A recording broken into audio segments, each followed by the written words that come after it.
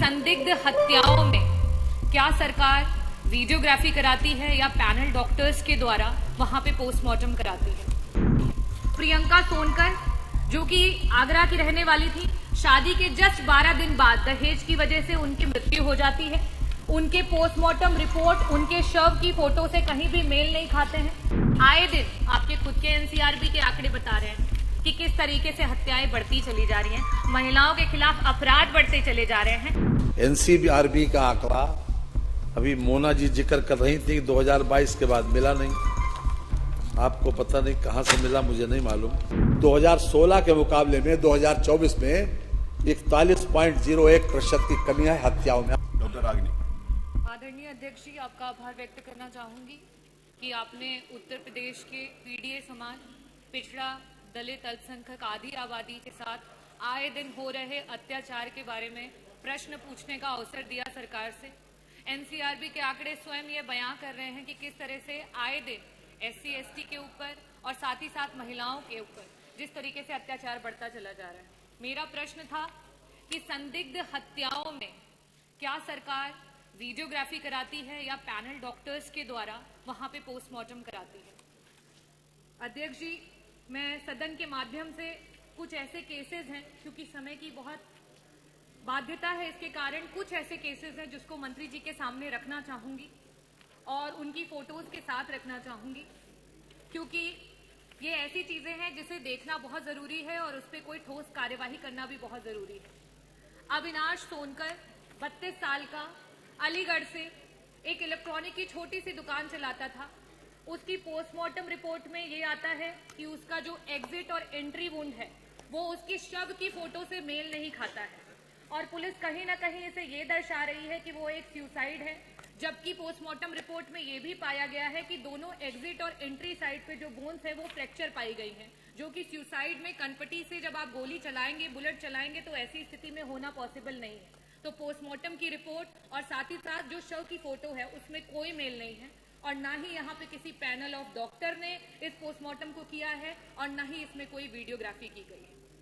विशाल सोनकर 20 वर्ष का बच्चा जिसकी कि बनारस में डूब करके मौत हो जाती है, जो कि पुलिस बताती है कि उन्होंने सुसाइड किया। वो एक जिम्नास्ट हैं, वो एक जिम्नास्ट थे, एक स्विमर थे और जीन्स, बेल्ट और टी शर्ट पहन करके उनका जो शव है उसकी फोटो है, जो मैं सदन के पटल पे रखूंगी। और इन्हें बताया जाता है कि इन्होंने सुसाइड किया। वो कहीं ना कहीं हत्या है जिसमें पुलिस सिविल में उनके साथ नोकझोंक करती है, मारपीट करती है और उससे आहत होकर के वो डूब करके जान दे देते हैं।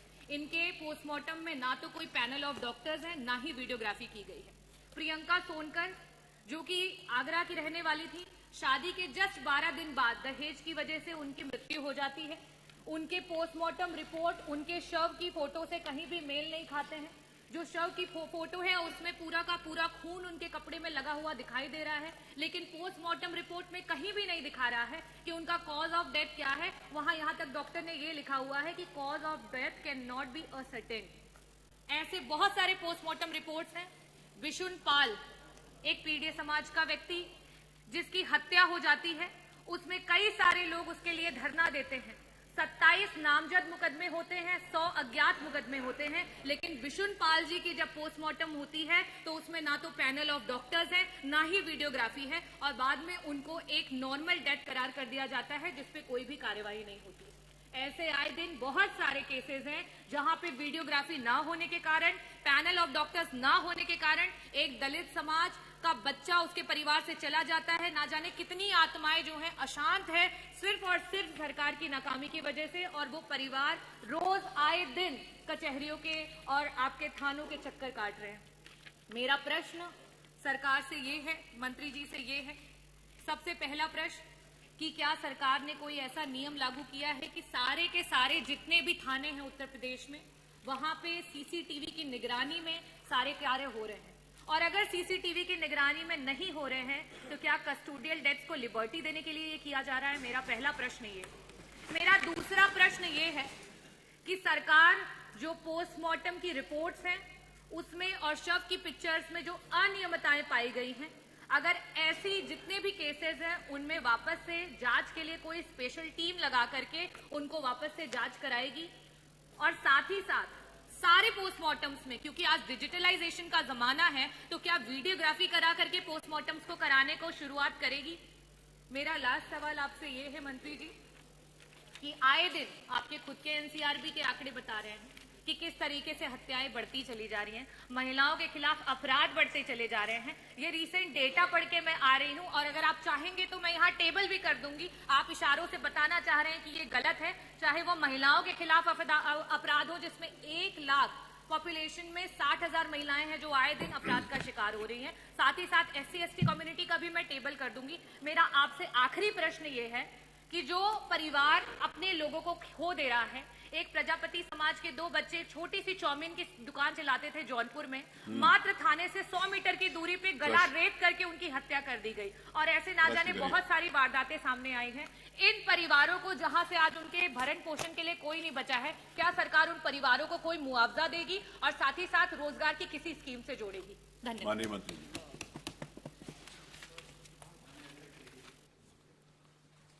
पहला सवाल पोस्टमार्टम से संबंधित है और दूसरा सवाल मान्यवर जो हमारा क्राइम डाटाज हैं उनसे संबंधित है।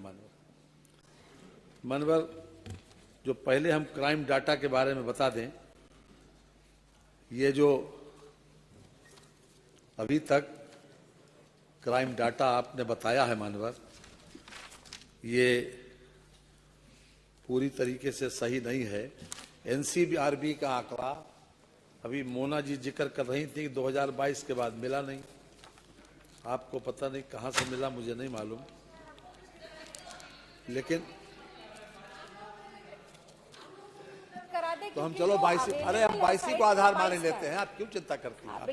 हम बता मान्यवर, ये महिलाओं के विरुद्ध जो अपराध है मान्यवर, उसमें हमारा भारत में 14वां नंबर है, यानी हमसे बाकी स्टेट जो हैं हमसे ऊपर हैं, हम 14वें स्थान पर हैं मान्यवर। ये 2022 का है। इसमें SC/ST का जो आंकड़ा है उसमें हम 6ठे स्थान पर हैं। आपने 2 बातें कही, SC/ST वाली बात कही महिलाओं के विरुद्ध, और एक बात कही आपने केवल महिलाओं के अपराध के बारे में। तो 2018 में अब जो हमारे पास अभी तक जो आंकड़े हैं मान्यवर, अब सुन लीजिए पूरी बात, हम आपको अभी बताई दे रहे हैं, आप चिंता मत करिए, हर बात का जवाब मेरे पास है।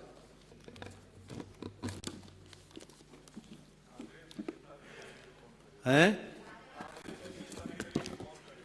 हाँ बिल्कुल सही बात है। देखिए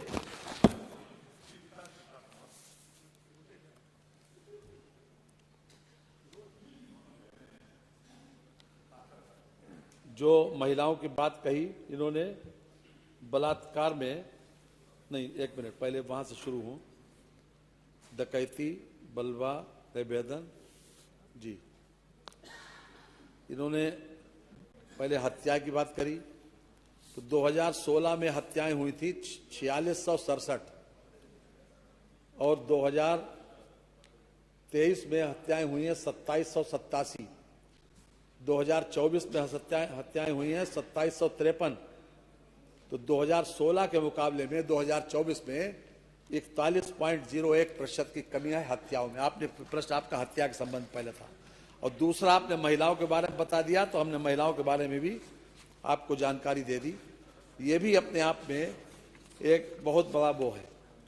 दूसरा सवाल आपका यह है कि पोस्टमार्टम का, पोस्टमार्टम में जितना भी संजीदगी और सावधानी बरती जा सकती है मान्यवर, उतनी सावधानी मान्यवर हमारी सरकार के द्वारा बरती गई।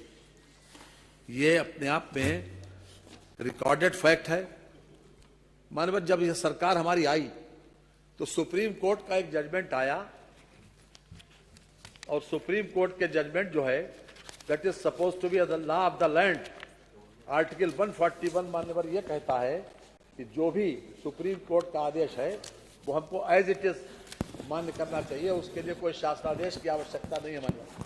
और उसी के आधार पर 1 अगस्त 2017 को एक शासनादेश हमारी सरकार के द्वारा जारी किया गया, DGP के द्वारा, वो सभी वरिष्ठ पुलिस अधीक्षकों को प्रेषित किया गया और उसके बाद भी इसमें पूरी सावधानी बरती गई। उसके हम अगर आप हमें अनुमति दें तो उसकी 4 लाइनें हम पढ़ के सुना दें हमारे पास। ये इसका जो पैरा पेज 2 और पॉइंट 3 का F, ये इंटरनेट के ऊपर आपको मिल जाएगा। ये परिपत्र संख्या पुलिस डीजीपी संख्या 22/17 है, 1 अगस्त 2017 को जारी किया गया और इसकी postmortem must be conducted by the 2 doctors in the district hospital, one of them as far as possible should be in charge oblique head of the district hospital. Postmortem shall be videographed and preserved. ये हमारे शासनादेश की भाषा है जो supreme court के judgement के आधार के ऊपर हमने जारी किया है।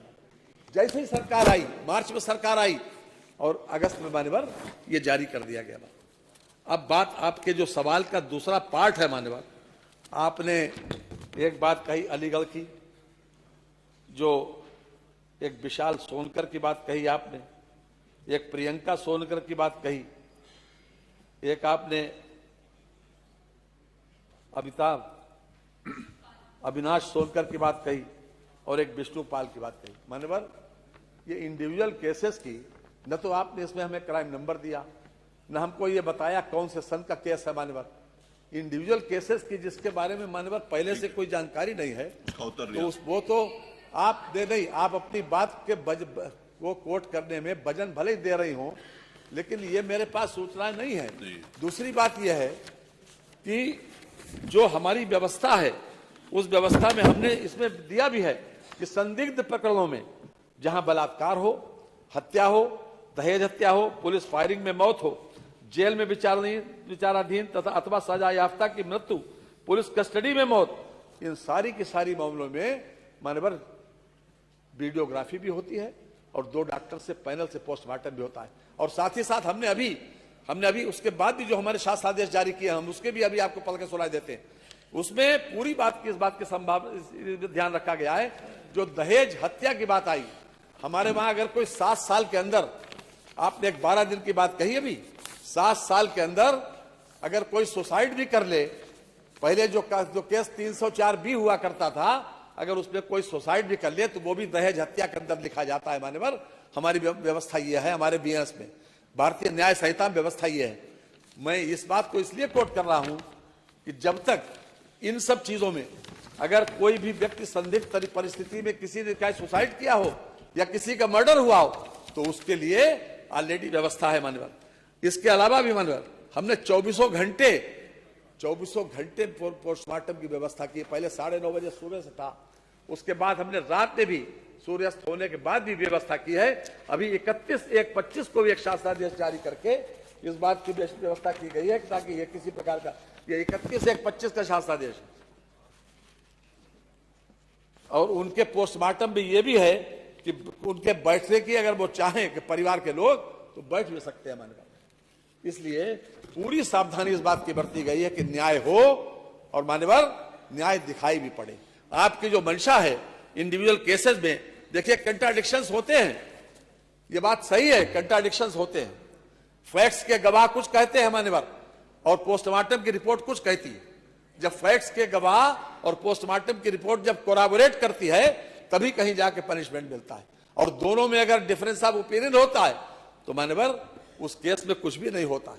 इसलिए जो फैक्ट्स के गवाह हैं और हमारी सरकार ने सबसे ज्यादा कन्विक्शन अपने आप में यह साबित करता है कि हमारी सरकार ने सबसे ज्यादा इस बात पर ध्यान दिया कि मर्डर को भी रोका जा सके। हालांकि मान्यवर 2-3 कैटेगरी के मर्डर ऐसे हैं कि जो हमारी समझ से इसको रोकना मुश्किल है।